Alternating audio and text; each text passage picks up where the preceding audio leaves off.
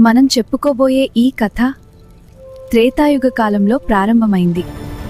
అది త్రేతాయుగం. లోకకంటకుడైన రావణాసుర సంహారం చేసిన అనంతరం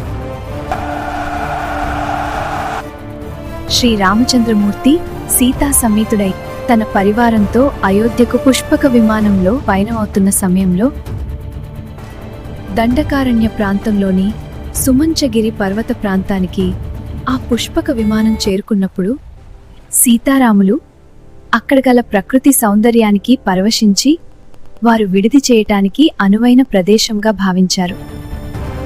వెంటనే ఆ ప్రదేశంలో పుష్పక విమానాన్ని నిలిపి తన పరివారంతో ప్రకృతిని ఆస్వాదిస్తూ వారు విశ్రాంతి తీసుకున్నారు. ఆశ్చర్యం కలిగించే విషయాలు ఎన్నో ఉన్నాయి.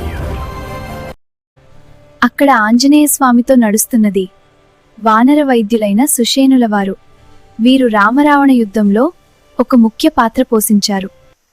రామరావణ యుద్ధంలో ఇంద్రజిత్తు దాటికి మూర్ఛిల్లిన లక్ష్మణుడికి సంజీవనితో వైద్యం చేసిన వానర వైద్యుడు ఈ సుషేనుడు. ఈ సుషేనుల వారే మా ఈ కథలో ప్రధాన పాత్రధారి.